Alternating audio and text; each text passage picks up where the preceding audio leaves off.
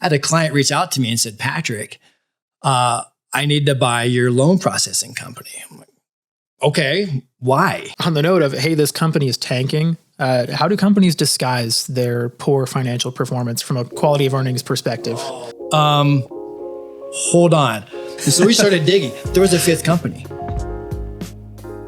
So, Patrick, thanks for coming on today. Absolutely. Thanks for having me. Yeah. So a little bit of background for you. You have been a fractional CFO for just under 15 years, right? Yeah, right around 15. I can't remember exactly, but been in finance and accounting for your entire 20, career. Yeah, my whole career. Dabbled in venture capital, lived the CFO life for about 15 years now. About 15, 20 years, yeah. Actually, CFO, about 20 years. Okay, so right now you're a fractional CFO Correct. with Amplio. And just real quick, tell me what that is. Like, what does that even mean? Yeah, so fractional, for anything, fractional means not needed as a full-time person. And so where a fractional executive, like a CFO or a CMO or someone can come in, it's for a company who needs some help on their finance or accounting team, excuse me, but due to, size or for whatever reason, they don't need to hire a full-time person. Mm-hmm. And so someone like myself can come in on a fractional basis, whether it's hourly or weekly or a fixed fee or something, then we can really help them get to where they need to go. And it's so easy because we can flex, up or down with the needs, with the, whatever happens with the company too. Mm-hmm. And you can fire me super quick. It's nice because then you don't have to worry about any kind of employment laws or anything like that. I take care of my own taxes. Yeah. And has that ever happened? Have you ever been fired really quickly? Absolutely. Oh yeah. I've been fired and I've also fired. Yeah. Others too. So like, this is so terrible. I'm not getting involved. It happens, and there's no, I don't want to say there's always a perfect match. There's never a perfect match, but I tell you what, you can get some really good, solid relationships built, mm-hmm. but things happen for whatever reason. And there's times when it's like, all right, it's time to part ways. And sometimes it's due to growth. Sometimes it's just due to fit. My longest client right now, I've had them for 5 years. I meet with them probably 4 or 5 hours a month. That's it. And I've had clients where I've cranked out some good, solid time for them, and then through mergers and acquisitions, mm-hmm. For example, and it got to the point to where they don't need that anymore. And so we're like, hey, you know what? Let's part ways because you're on a different track now and that's totally fine. And so I'm glad to help them when they need it. Yeah. And as a fractional CFO, do you typically work mostly with distressed companies or maybe just companies looking to grow who need, that bit of extra support from a seasoned expert? Or what is the typical profile look as far as financial health? Typical profile. And actually, let me kind of give you a bit of background about our firm because that'll really help understand your question about distressed companies too. Excuse me, as I'm still getting over a cold from last week and cough and everything. So our firm, Amplio, we've been around since 96, so close to 30 years now. Mm-hmm. We started out as just fractional CFOs and have been doing that for a very long time. About 10-ish years ago, we also started doing turnaround and restructuring. Okay. That is more for distressed companies, companies that are running into cash flow issues. They're probably heading towards bankruptcy, or maybe they're in bankruptcy. Maybe there's a court and there's a court-appointed receivership that needs to be appointed. So that division, our turnaround and restructuring division, will absolutely handle those types of clients.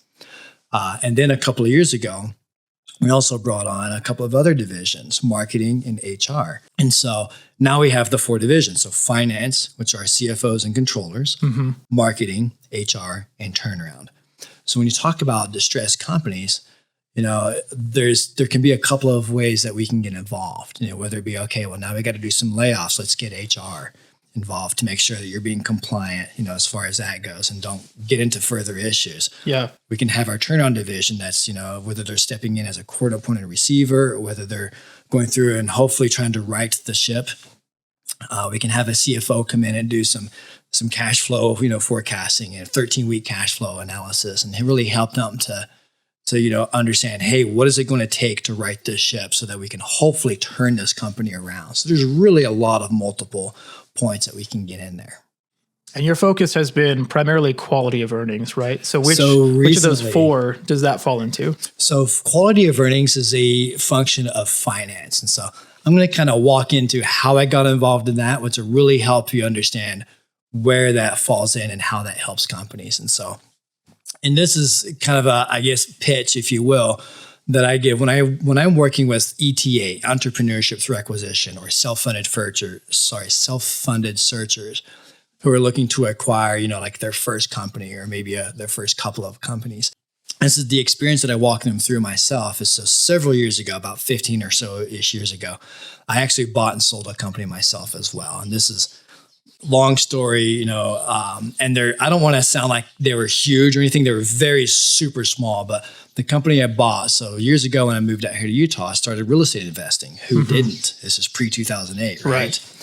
And so I had a partner, we were buying, flipping, holding, selling, and renting homes at the time. We didn't see eye to eye on a lot of things, and so I bought him out. And so that was my way of bringing a company through a transaction on the buy side, my own company. Right around that same time, I was doing mortgages. I was a mortgage loan processor. I had my license. I started a mortgage loan processing company, had several clients. And then when 2008 hit, I lost my real estate, and I'm like, well, freak, I don't need my mortgage loan processing company anyway right now. And so I'm just going to shut it down. I had a client that reached out to me. I was intending to shut it down. I want to make that clear. So I was intending just to be like, I have no reason to have this. I had a client reach out to me and said, Patrick, I need to buy your loan processing company. I'm like, okay, why? And did that start as I need to buy a loan processing company? No, it was mine yours? Specifically. It was mine. And the reason why was the way that I had, and I didn't even know this was by accident. The way that I had structured that processing company with a couple of the mortgage lenders is they would only do the loans that my company processed for this specific client of mine. I can't even remember the details, but the way that was set up, he's like, I have to buy yours. I have to have the name. I have to have the processes that are already set in place. What's your price? I mean, now obviously, there's some negotiation back and forth, but I was able to sell a company. I had no idea what I was doing. I had no business buying or selling a company. I didn't even know, quality of earnings didn't even come later into my mind, And so anyways, but I learned that a very, very small standpoint, how to buy and sell a company.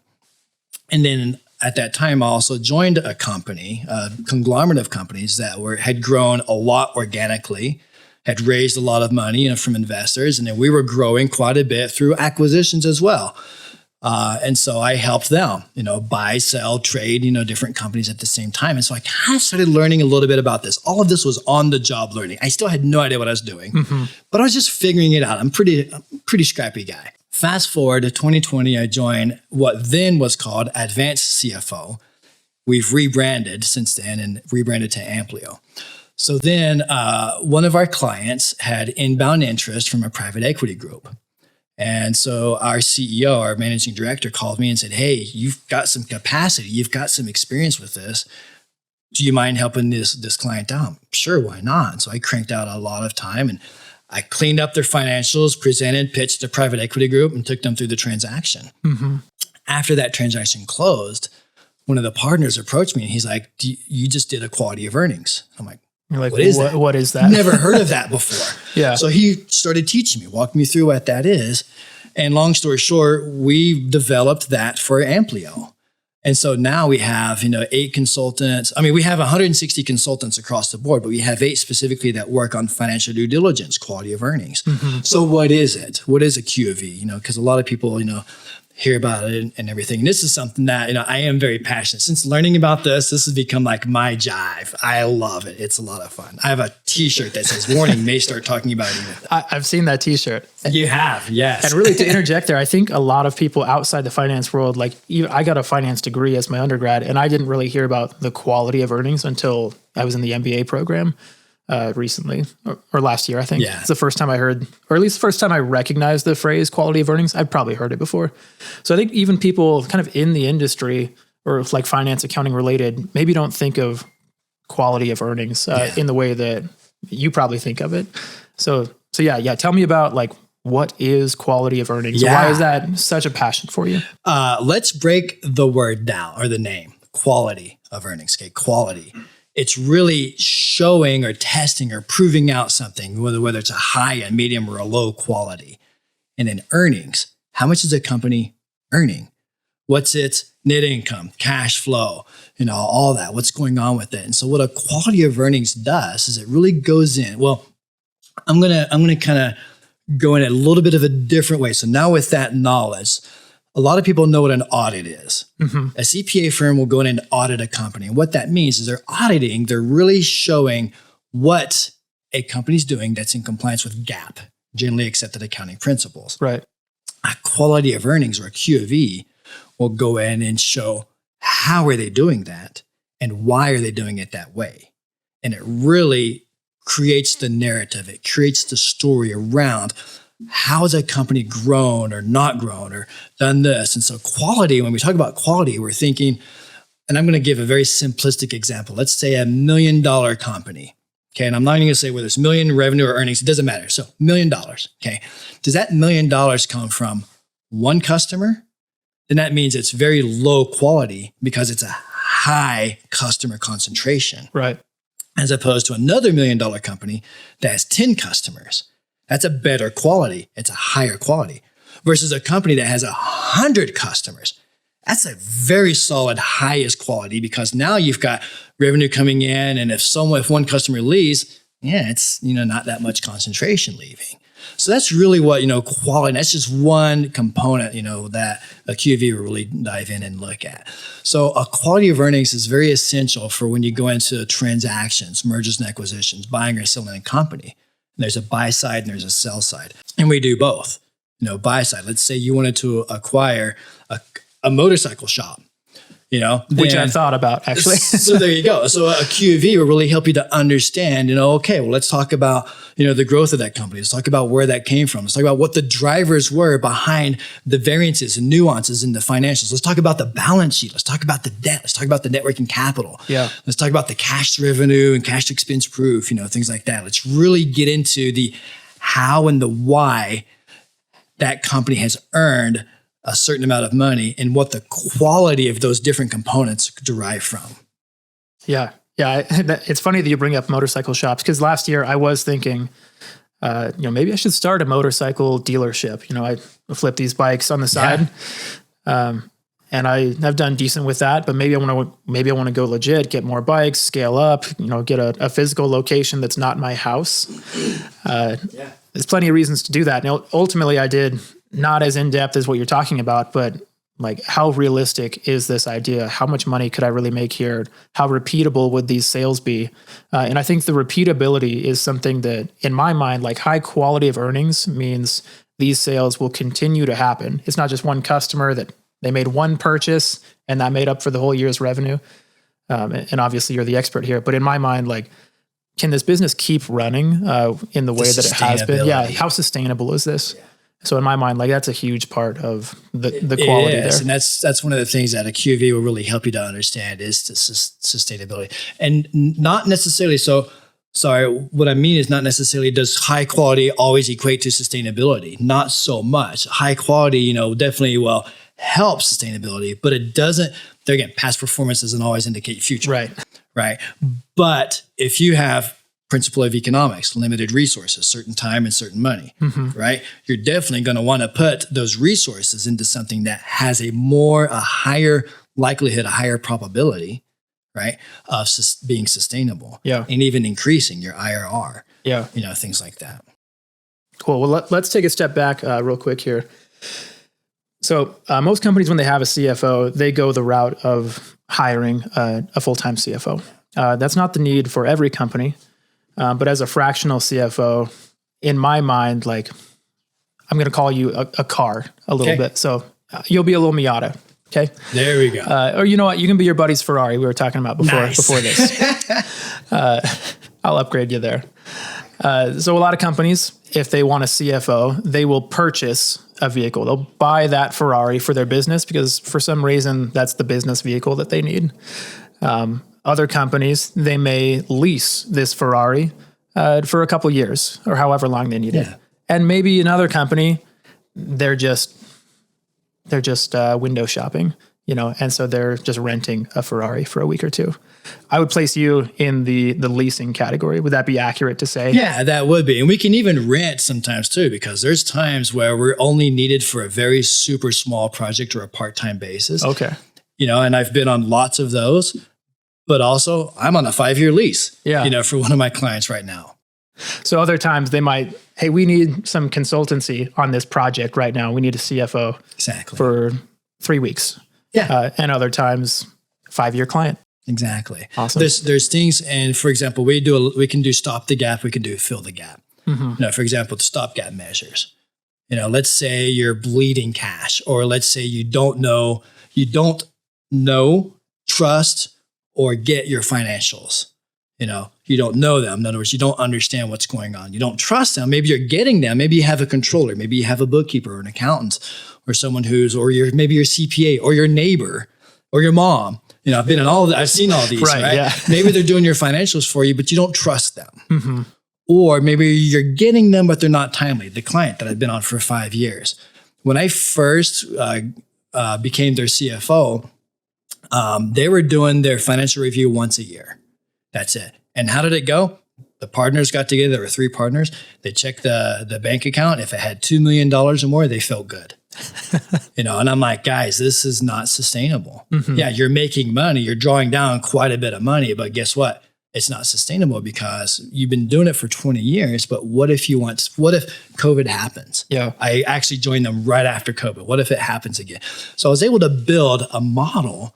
And we started meeting on a monthly basis and walked them through a lot of their levers, a lot of their metrics, and it opened their eyes. They were able to grow quite a bit. They actually ended up selling the company to some of their employees. And so I was involved in that transaction. That's where I was able to flex up my hours to help them through that transaction. It was phenomenal. Yeah. Yeah. So it sounds like, you provided a lot of value to that client specifically. Yeah.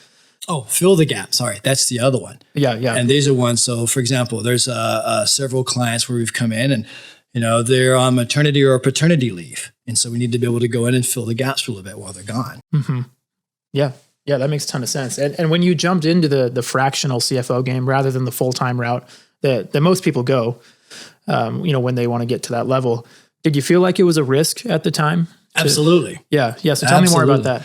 So the way I got into fractional, it was actually really fun. I don't want to say it was by accident, but almost kind of like by default. So when I was with the conglomerate of companies, I was their corporate controller and acting CFO. We had myself as the corporate controller. We had the president and the CEO. So there were 3 of us as part of the exec team. There were lots of others involved, but we were all involved with the finances. And so we knew that we didn't need a full-time CFO yet. And so we divvied up, we listed all the CFO roles. We divvied them up amongst the 3 of us. And then kind of, with time, we ended up hiring another full-time controller to take my spot. But before, what happened was I had a lot of our investors, I was sending out investor reports and everything on a quarterly basis and working with them. And they would come to me and say, hey, Patrick, I've got this company on the side. I just need a couple hours a week. Can you come help me? And initially I was like, nah, I'm cranking out 70, 80 hours a week here, so I'm way over capacity right now. But I got to the point, I was like, that's kind of intriguing. I had several of them that started reaching out to me. So it got to the point to where, I gave a long notice, to our exec, to our owners. We hired a controller, we hired a CFO, so 2 different individuals took my spot. And I was able to go, we had a great relationship. So I was able to part ways with them on amicable terms. And then I picked up 7 clients, and a lot of them were investors that I knew, from this other group of companies. Yeah. And so it just worked with those. I had an office in one of them, and I would go to the other one, a handful of hours a week. I'd work some of the other ones remotely, and I did that for years. And that was a lot of fun. There was a lot of risk, because it was like, okay, well, what happens if I lose one? They were paying me, as a 1099. Well, I was actually, one of them put me as an employee and paid me because I wanted some insurance. And so that worked out really well. But all the others were just paying me 1099. They could fire me at any time. Yeah. Or something could. So anyway, there was a lot of inherent risk there, but it was stuff that I was okay with. And I loved that. I actually learned to thrive on that. Fractional work, the word that you used was kind of rise to that level. I don't want to say it's a higher level, because it's not. Full-time and fractional doesn't mean it's a higher level. Mm-hmm. It just means it's a different tool to be able to use. Now, I'm going to contradict myself and say it is a higher level in a sense, because we get to see a lot of stuff and we get to bring best practices to all of our clients. So in a sense, I do see, it is a higher level, because now I can bring all this knowledge that I learned from these 20 so different clients I've worked over the last, 10 years, and then be able to say, hey, you know what? You're getting ready to buy this motorcycle shop. Let me help you not only through the transaction, but let me help you post-transaction as well. Let me get you a part-time controller here and a part-time CFO who can really help you, whether it's on a quarterly basis or something, help you learn how to grow this shop and maybe even expand. Yeah. I think there's a lot we could unpack there. I mean, two things. First off, what you started doing on the side has now turned into your career, which I think is something that a lot of people, I assume a lot of people are listening, please. Hopefully. Yeah. I think a lot of people should really consider that these things that people, that friends or family ask you to take on as a side project, you might find out that you really like it. 15 years later, you're doing this as your career. You've helped grow Amplio to what it is today, started this department within the company or this team within the company.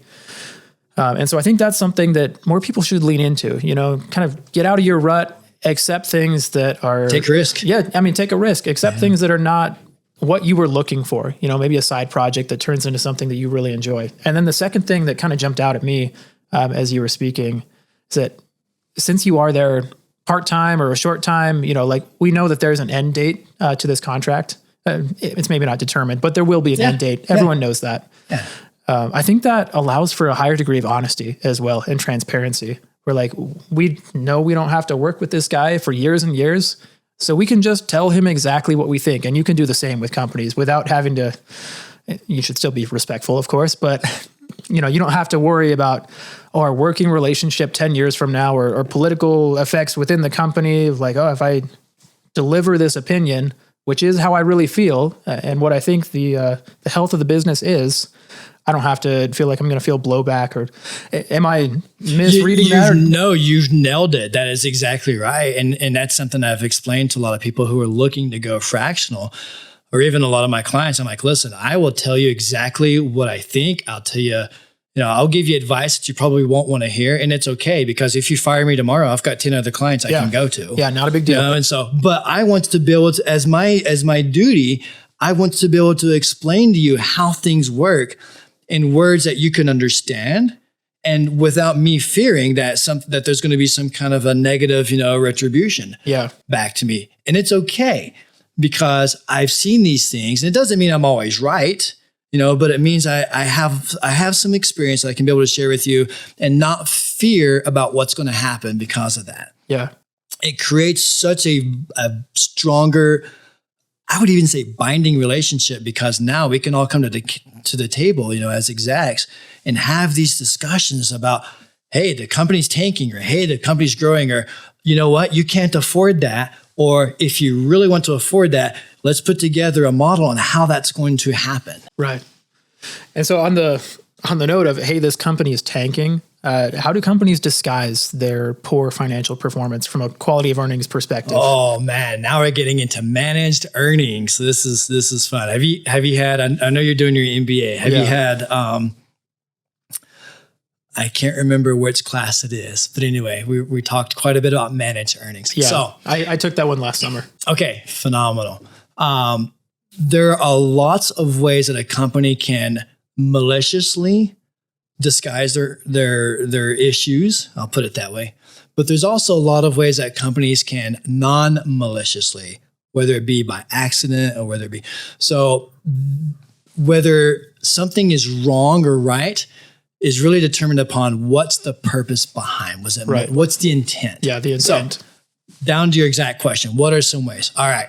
For example, we just went through a transaction. I think we finished it last week. It's not closed yet, so this is a live deal, so I won't share any details. Of course. But a gentleman is acquiring 4 companies, and in the LOI, it states the 4 companies, the letter of intent. And so we finished the quality of earnings. We're delivering it to the target, or in other words, the seller, as well as to the buyer. So both parties, right? We're representing buy side. And the target says something about, and I can't remember the exact phrase. I wasn't the one doing the QV, but I was reviewing it. The target says something about, but what about the expenses? And they listed something and we're like, we didn't see that. What is that? And they're like, oh, it's on such and such company. We're like, we never heard of this company. What is it? And I don't want to say they got quiet, but it's almost like they're like, hold on. And so we started digging. There was a fifth company. That's a good response. Yeah. Hold on. There was a fifth company that had a lot of payroll expenses on it that were not booked to or parsed out to the other companies. And so we had to go back and readjust things based on that. And good thing we were able to find that. And it's one of those things where we ask and pump all these questions as much as possible to try to find these things. And luckily we were able to find this, but it was almost, we weren't. And so you really got to be able to dig in and find these kinds of things. And it's almost like they're like, oh yeah, we forgot about this company. Yeah, you don't just forget. Yeah. Now, I don't know. Maybe they did. I don't know what their intent was, but I'm grateful that we were able to find it. Another thing, you find out a lot about like off balance sheet items. I was involved a couple of years ago, $40-some million company. That's all I'll say about it, because I don't want to identify who or where it was. I was doing a sell side quality of earnings. The company had a fractional CFO firm, not ours, but another one, not local here to Utah. Excuse me. And about week 2 in the QV, I started seeing something on the balance sheet that did not make sense to me. So I really probed quite a bit and found out that there were 2 partners that owned the company, that one of the partners had stolen $1 million over an 8-month period. And it hurt. I saw the sinking of the face of the other partner when I told them about this. And so that and they were still involved in the business. This is an active partner. At that time they were. Now they're not. They're still in. I think they settled the lawsuit. Yeah. Because this was a while back. But yeah, that's tough. It was tough. I mean, see someone all the time. You work with them, and you've been. These were 2 friends that had known each other for 10 or 20 years. Yeah. And this destroyed their relationship. They built this company together. And so to see that and to know that the other outsourced CFO firm didn't find this, or at least didn't probe enough. And there's a lot of story I'm not telling here. Right. But essentially it was one of those things where it's like, really? Wow. And so, yeah, they actually had to work through a bunch of stuff before they ended up selling the company. Because that's something you can't just disclose to a buyer. You have to disclose it, but you have to be able to make sure that those guardrails are put in place to prevent those things from happening. Yeah, it's not just a disclosure, but you have to resolve that before a transaction. Exactly. Cool. And you've looked at, how many companies do you think? How many companies' financials do you think you've analyzed over your tenure? I have a spreadsheet, and I don't have all of them on it. I am a spreadsheet geek. I have a sticker. My wife bought this for me. Ooh, this calls for a spreadsheet. You want to hold that up so we get a shot of that? See if you can see that. It's a sticker my wife bought. I'm not sure if that's focusing or not. So I know for Q of E's themselves, we've done over 100 with over a cumulative $2 billion of valuation. And that's just quality of earnings. Aside from that, financial due diligence, I've probably done at least another 100 of those, to some capacity, whether it be an FTD workbook, fixed fee, hourly rate, or whatever. So it's a couple of 100 or so plus. Okay. Maybe 1,000 by the end of your career? Probably so, yeah. As far as seeing companies' financials, I guarantee I've seen over 1,000. Yeah. Yeah, because I'm just talking the 100 plus the other 100. I'm talking about just financial due diligence. That you've been involved in a deal or some sort of oversight. A couple hundred. Yeah, I've done over 1,000 just as far as at least seeing different financials and saying, hey, here's an hour of free time. Let me give you an opinion. Yeah. And of those couple thousand that you've at least laid eyes on, is there a common immediate red flag that you see? Or are those major red flags? Is that something you have to dig for? There are lots of times, yes, red flags. So for example, margins. Okay. I mean, you kind of learn industry margin. So if you see something going off margin, or if you see fluctuation, now there's seasonality, there's of course cash versus accrual, things like that. But I'm trying to think if there's a very specific balance. A lot of people forget about the balance sheet. They just focus on the income statement. They just focus on the income statement. And that is so one-sided. Mm-hmm. Excuse me. And that's where when I look at financials, I have to see the balance sheet as well, because it's really telling to be able to see, okay, I'll give you a great example. Yesterday, someone sends me income statement and balance sheet. Balance sheet has negative balances on, 3 of the assets. Okay. On the accounts receivable, and I can't remember what else. Or maybe it was one of the assets and it's 3 of the liabilities. It had a negative balance on the AP, the credit cards, and something else. I'm like, this is poor accounting. And they wanted me to help them to figure out what the net working capital is, which I will. They're going to engage me on an hourly basis to help them out, because I said, the financials are wrong. They're just flat out wrong. Mm-hmm. It doesn't mean that the person did them is just a bad person. And maybe they just didn't know. Yeah. There's plenty of negligence rather than all errors being malicious. Yeah, exactly. Sometimes people just don't understand. Hey, I've made a lot of mistakes trying to figure stuff out, and I still do. That's okay. But that knowledge and learning is really helpful. So there's things like that are just, if you see a negative balance consistently, and I'm talking about over a 30-some month period, that's wrong. Which means the income statement's wrong. Yeah. If the balance sheet's wrong, the income statement is very, very likely wrong too, which means the earnings are wrong, which means you can't really price the. Cool. I mean, so let's switch gears for a second. What are the things you talk less about, it seems like, on social media is your involvement with venture capital firms? Yeah. And I'm not going to ask it whether, I assume you've got to focus on EBITDA and quality of earnings because that's what you're really passionate about. Yeah. But as far as red flags and financials, we just touched on that. But as you've been involved in these different VC deals, are there any immediate red flags in founders where, you're listening to a pitch, you see their deck, and you're like, no, immediately no. Attitude. Yeah. If a founder or someone's pitching, and you hear a lot of times, and this is, if you're involved in VC or have watched, follow any kind of VCs, you hear this quite a bit. I would rather invest in an A person with a C company than a C person with an A company. And what makes an A person? I'll tell you what doesn't make an A person is attitude. Someone who is not open, someone who thinks they're a know-it-all, then it's like, I will not get involved with them, as far as investing or anything like that, because they don't want us to learn. They're not moldable. The thing is even, there again, as a CFO, I continue to make mistakes. I mentioned a Q of E where, we barely were able to find out at the last minute, something else. And so we're constantly learning, growing, improving. And so, so that would be one thing, from a VC standpoint, is you got to make sure that the person is able to be open to ideas, feedback, conversation. Yeah. No, if nothing else. And then follow up to that, I think I maybe know the answer here, but is there ever maybe an attitude or some characteristic about the founder in terms of VC deals where you'll say, you know what, I'll overlook your maybe C idea, poor financial performance so far, because I really like you. Like, has that ever happened where you say, I believe in you, even though your company maybe sucks? Tons of times. And I can't speak to any specific deals, obviously, but there's a lot of VC people that I know too, who will say, hey, you know what? We know that this company is going to tank, but we love the founder. Therefore, we're going to invest because this founder is someone who, after this company tanks, they've got grit. They're going to start another one, and they've got relationships. So yeah, I've seen a lot of solid deals like that too.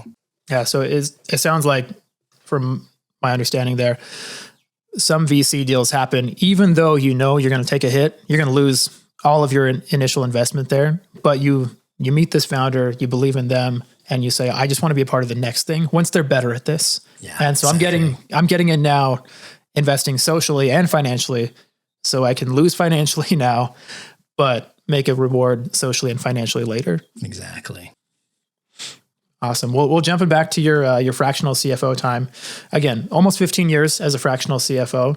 How has that niche within finance changed over that time, and how do you see it changing in the near future? Yeah, technology. Our founder, Kent Thomas, years and years ago talked about, I can't remember the exact word he used, but he basically described AI. He talked about how we've got to use automation. Number one, automation reduces human errors, and it also makes things quicker. Okay, which are two huge things in finance and accounting. He spoke to this years ago, way before AI got big.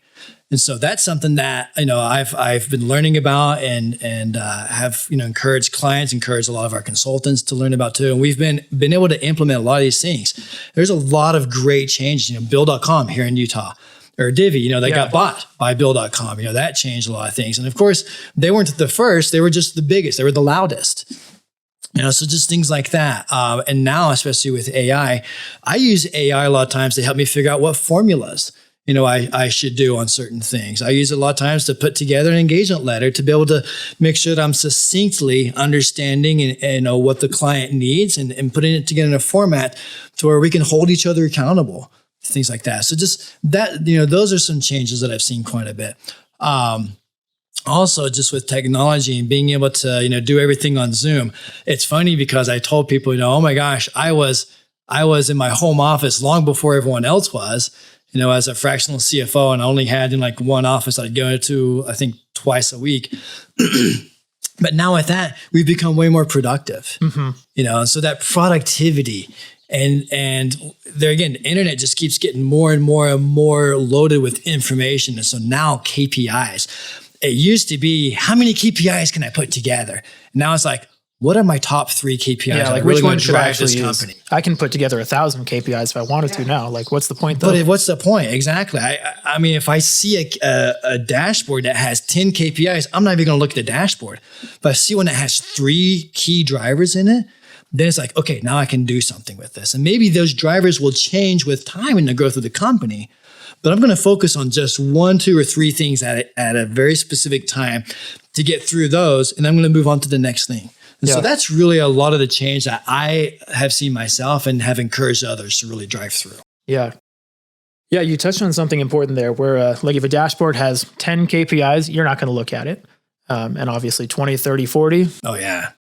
Look at it for even less time. If I go to the store and see 30 jellies, it's like, oh my gosh, I'm going to go buy peanut butter instead. Yeah, like maybe I just want to get jelly today. It's information overload. Yeah. Yeah. So on that note then, how do you find yourself communicating with executives? Other people in the C-suite, they just don't have time, to be bogged down by 10 KPIs where they want 3. What would you say, what would you recommend to someone wanting to network with someone at that level in the C-suite or at the executive level within a company? What should that communication look like? Yeah, it needs to be 2 ways. It needs to be going back and forth, asking questions. And I'm talking more on a consultant level. I need to be asking that executive questions to understand what drives them, what are their goals, what are they looking for. Now, a lot of times they're going to know, but a lot of times they're not. And so they're going to rely on me and say, all right, Patrick, you tell me, you know the industry. So it really depends upon the stage of the company, what that specific founder's goals are, or helping me to understand their story. And so that I can help them be able to kind of put their goals together. So that it's the number one thing is that communication back and forth. And it has to be constant. It can't just be during scoping or during kickoff or during the 90-day follow-up or during a weekly, monthly, quarterly review. It has to be consistent and constant because things change. Whether it's COVID was 5 years ago. Yeah. And we're still talking about it, right? So, or whether it's a change in administration and now we have tariffs, right?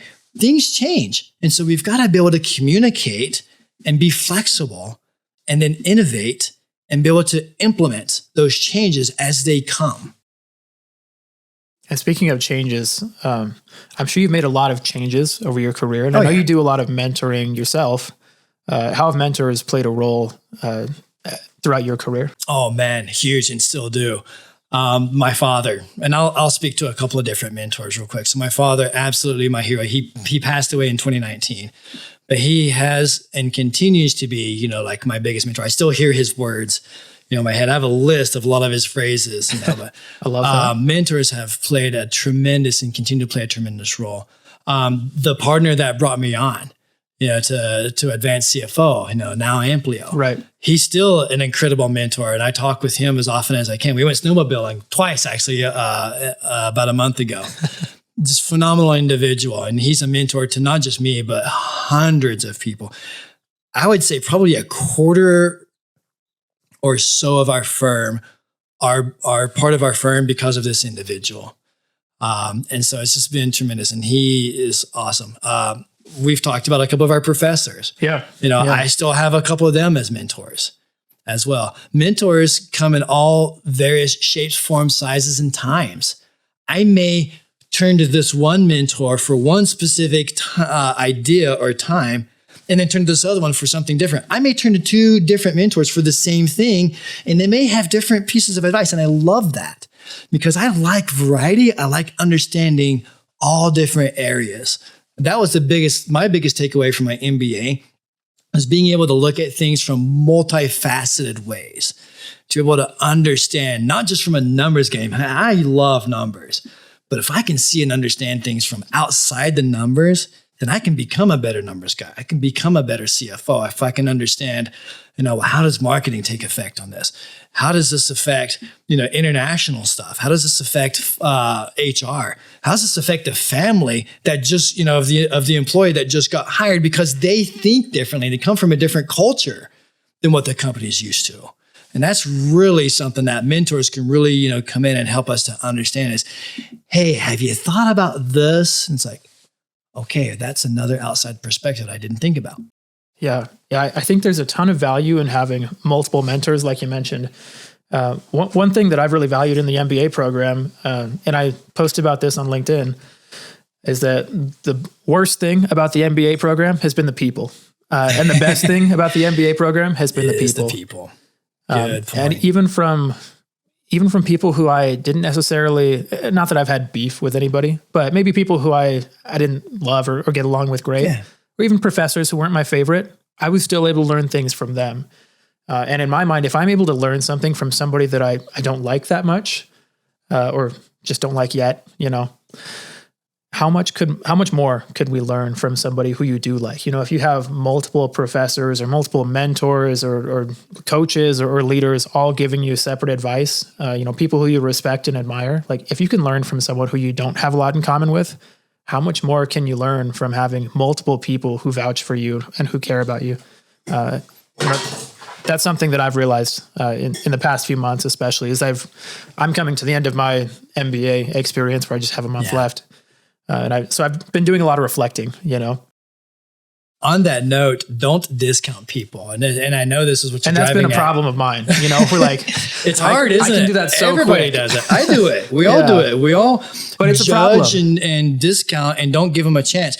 So one of my favorite personal stories of mine, without going into a ton of detail, one of my best friends hated me the first time he met me. The first 20 times he met me.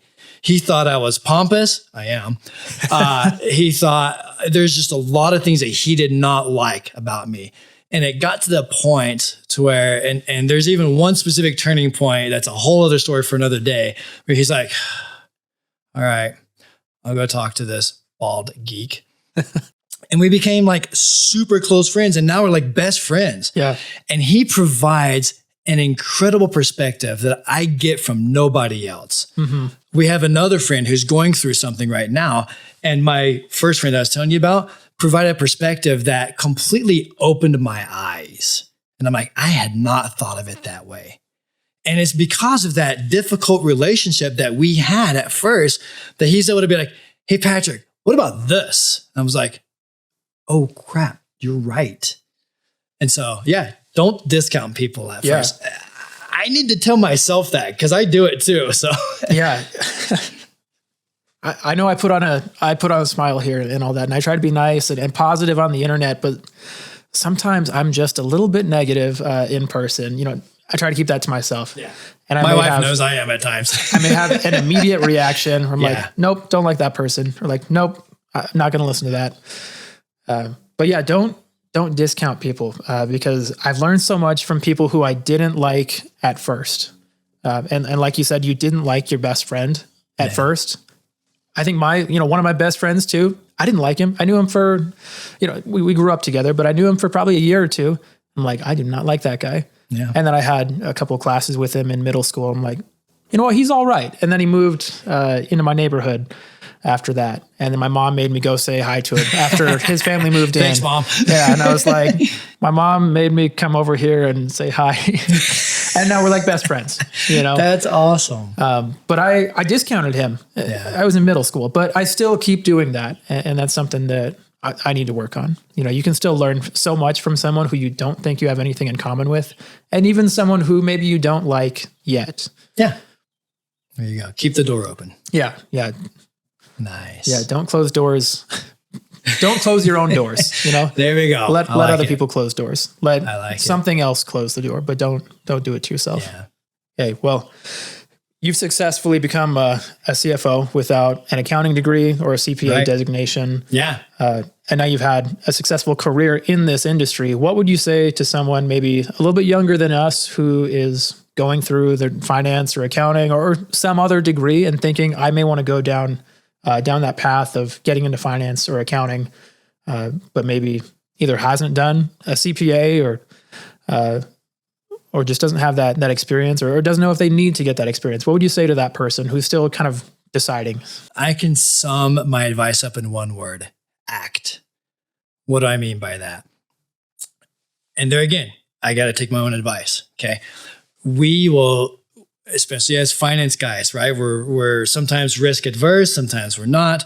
We like to model things out, right? Decision was paralysis, whatever. Analysis paralysis. Analysis paralysis. Yeah. Act.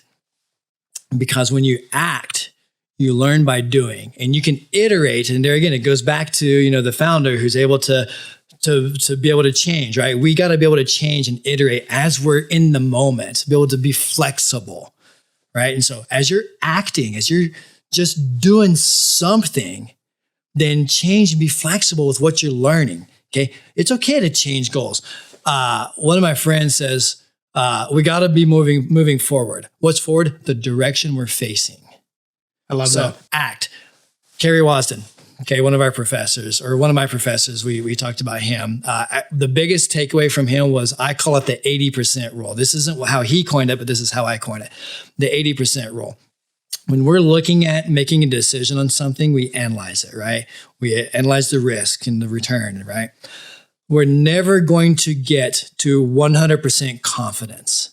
We're going to constantly get closer and closer and closer to the 80%. And that 80% is going to continue getting deeper and deeper and deeper as we learn more and more and more about what that decision is. But there comes a point where you have to act. You just decide, okay, I know this much. I'm okay with this much. I'm going to act. Green light or red light, forward or turn around and make that your forward. And so as you're looking at whether it's getting a degree, whether it's starting a business, whether it's hiring a fractional CFO, whether it's going over to your neighbor that you don't like across the street, all the things that we talked about, act, do something. Mm-hmm. Yeah, I love that word. I've kind of fallen in love with the word iterate lately. And I think that the speed at which you can iterate, like if I can complete a task in 10 minutes versus 30 and learn that it was an incorrect way to do that, and then do it again in 10 minutes and then still wrong, and then I figure it out, and then I finish it in that last 10 minutes. I tried 3 times, but I was able to, fix this thing that would have taken an hour and a half if I, had taken 3x the time to complete that. And so I think the faster that you can take action on something, iterate, fail, learn, iterate again, like that is going to be the one thing that maybe you don't know if you need to get your CPA, but just do something. Whether it's CFO or, any other route, like it doesn't matter, whether you want to get into marketing, like just do something. Like if you know someone who runs a business, like offer to run an ad for them, like learn how Google ads work. Yeah. Like you don't have to get a marketing degree to run a Facebook ad. List something on Facebook Marketplace and promote that and look at the analytics. Like there you go. It's super easy and low cost. Like I've paid to promote a couple bikes that I've sold before and learned about like, oh, a lot of people viewed this, but no one actually saved it. Oh, this has been listed for a long time. Not too many people viewed it, but a ton of people saved it. Like what does that insight tell you? And the faster you can learn those little lessons, the faster that you can iterate on that, then that's, what's going to help you decide whether you should pursue this advanced degree or other chapter of your life. I love it. Learn by doing. So I saw on your LinkedIn that you have your Eagle Scout Award. Yes. Has that ever helped you? Ago. Yeah. I was digging deep. Has that ever helped you in business? Yes, it has. Interesting. Man, I haven't been asked that. Let's see. When did I get my Eagle Scout? 98 or 97 or whatever. But has it helped me in business? It has. Getting my Eagle Scout taught me a lot about principles, taught me a lot about iterating, taught me a lot about learning, taught me a lot about communication. There's a lot of the merit badges and things that we take. It taught me that I love the outdoors, which has helped me to communicate and get to know business people. So yeah, it has helped me. And there again, you've got the Scout Law and the Scout Promise and everything. I haven't been involved in Scouts for years and years and years, but those things are still ingrained in me. I still have my Scout uniform, my merit badge sash and all that. It's just stuff that, yeah, it has helped me quite a bit. And I love it. I love the things I learned. It taught me a lot about communication and relationships. So that kind of stuff has helped me quite a bit. Thank you. Yeah. Yeah, I'm glad I got to help you relive that moment, because I never think about my Eagle Scout Award until I saw it on yours. And I was like, I forgot I even put it on there. I got that too. That's cool. Nice. It's not on my LinkedIn, but yeah. But yeah, it like allowed me to reflect a little bit seeing it on your profile. And you touched on the Scout Promise, which reminded me of something that you shared with me outside of this discussion here. A video, a TED Talk that you told me about. Oh, that's right. Yeah. Because I said I would. And I would recommend, all the listeners go look up this TED Talk, Because I Said I Would. It really impacted just the way I look at things.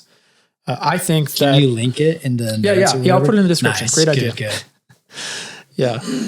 I think that the commitments that you keep to yourself become some of the most important commitments, because the person who you say you are needs to match the person who you actually are. And so those things that you say, they need to be followed up with action. And do you feel like there's a difference between founders or other executives? Like, is there a difference between an A player and an A+ player where you can see this is the kind of person who does what they said they were going to do? Or is everyone already just that A+ player at that level? I think it ebbs and flows. And I'll even tell myself, sometimes I'm an A player, sometimes an A+ player, sometimes I'm a C player, sometimes I fail, and so it ebbs and flows. So it really depends upon, like what point are you at in your life, and even what point you're at in your day. Sometimes you got to take things one step at a time, or one day at a time, or one project at a time.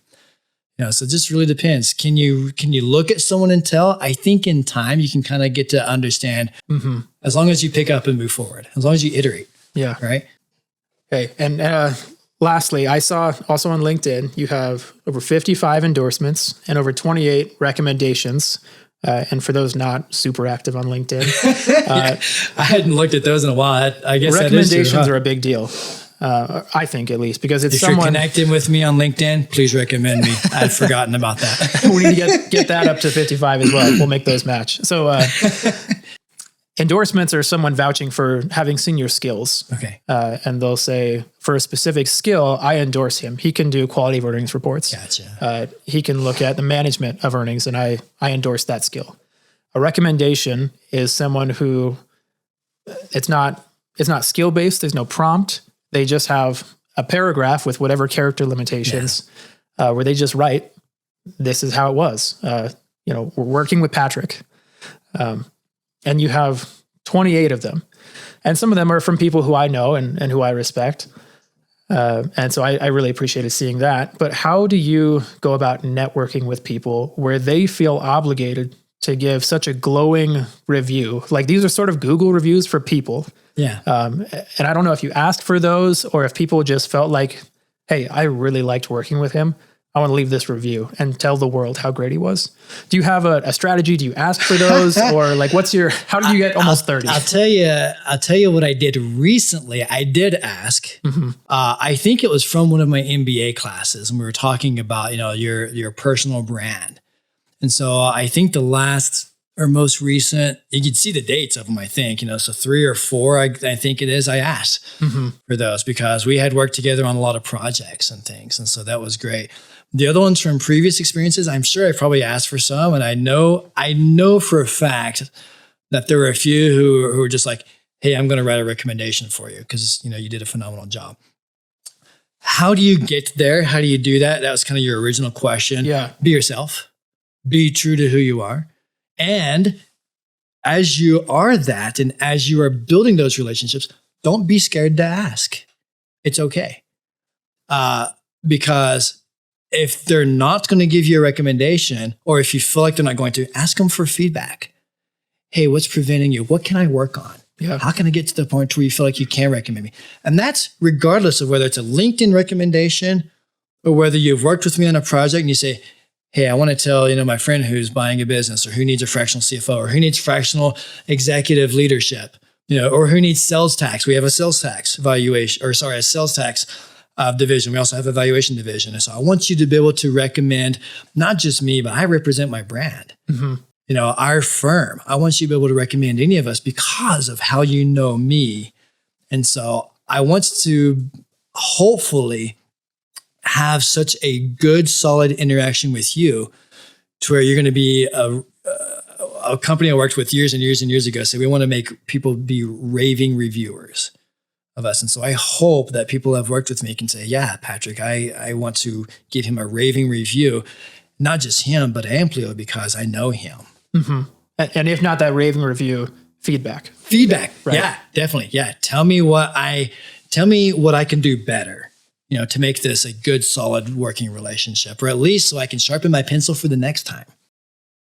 Well, you mentioned brand, and you mentioned it in 2 different ways. One with Amplio, the company that you work for and have helped grow, and it sounds like you really love being at, and then also your personal brand. Yeah. Can you describe the brand of Amplio and then also yourself using just a few words? Yes. The brand of, and I'll do those 2 different ways, the brand of Amplio and the brand of Patrick. So the brand of Amplio, just using a few words, fun, exciting, and iterating. Going back in that word, fun. We love what we do. We love who we do it with. Exciting. We love learning. We love growing. We love helping people.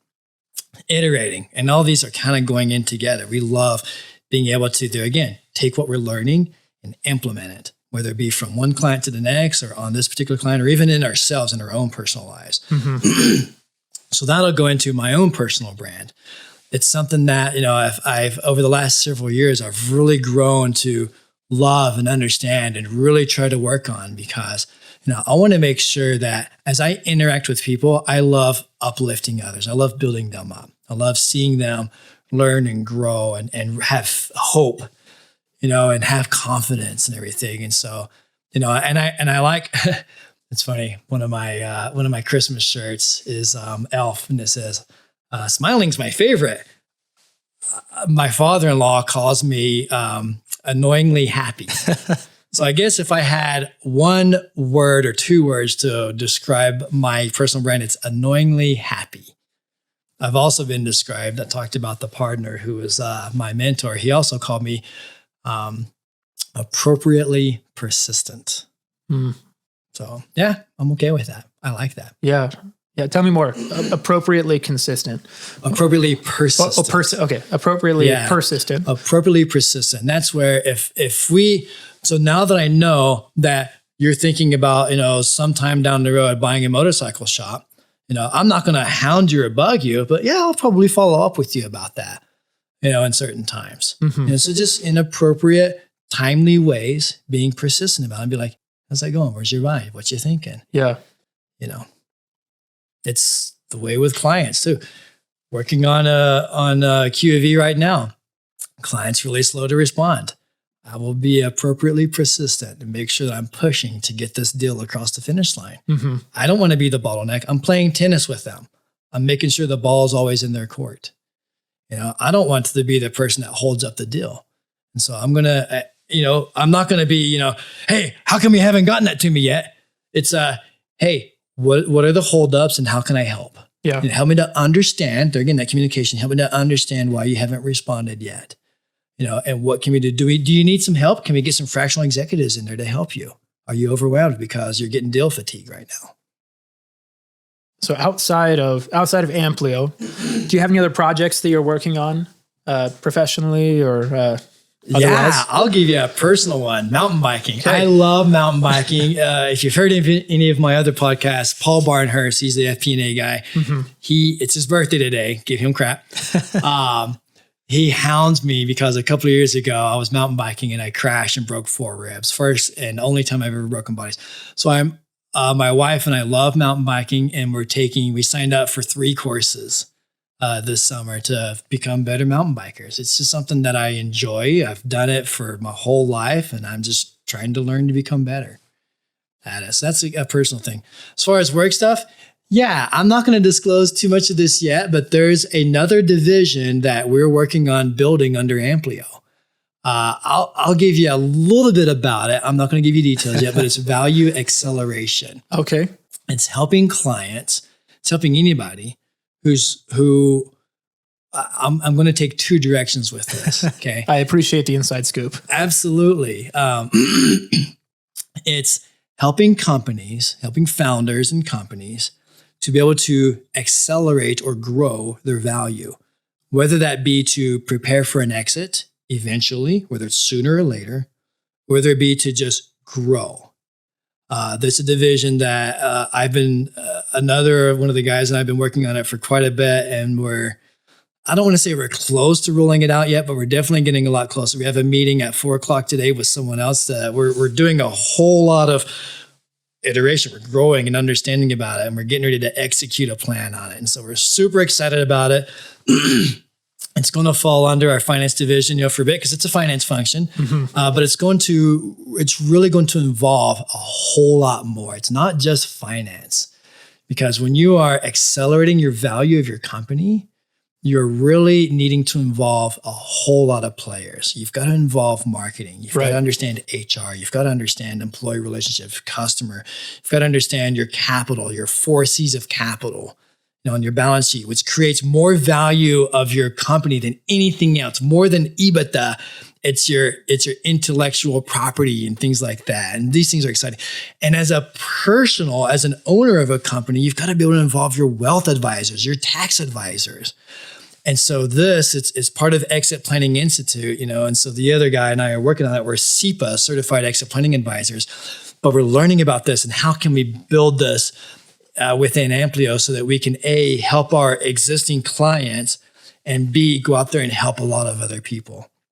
It's something I've gotten super excited about because I've bought and sold a company before. Mm-hmm. We at Amplio, we've acquired 3 companies. We've grown quite a bit, but our clients, are constantly, you don't have to sell your company, but the statistics show that 100% of companies that were and are ever created will exit sometime. How? Death, if nothing else.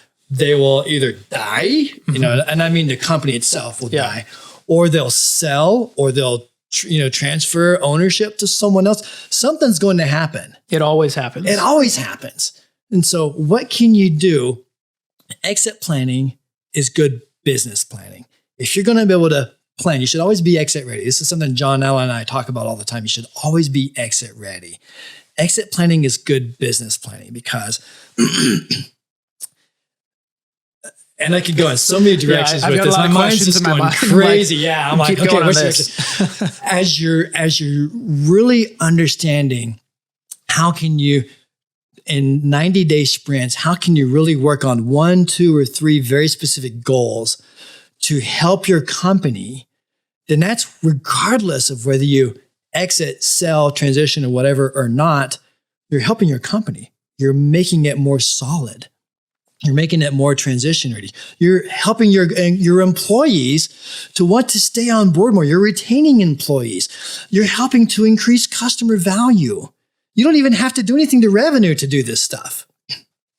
And you can do it to revenue.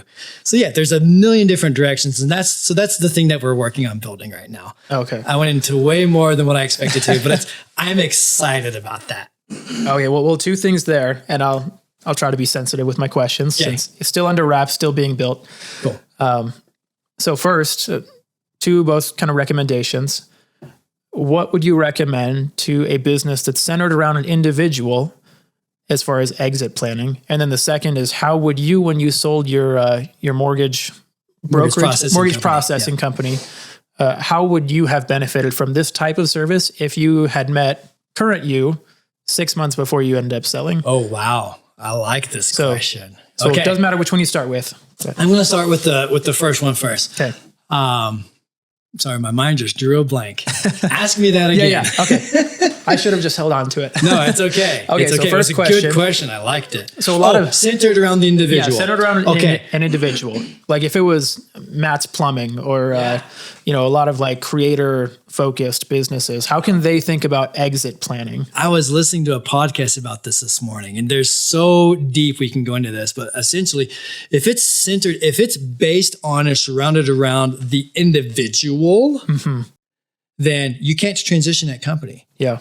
I cannot sell my brand.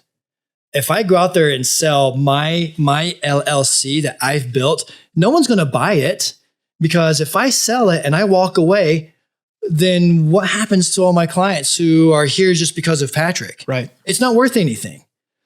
And so if you have, Luke's Plumbing, but it's very relationship based because they love Luke, and you sell Luke's Plumbing, what happens when you walk away?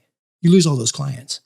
And so for those founders, those owners who your business is surrounded by you and just around you and your personal brand, you've got to change that.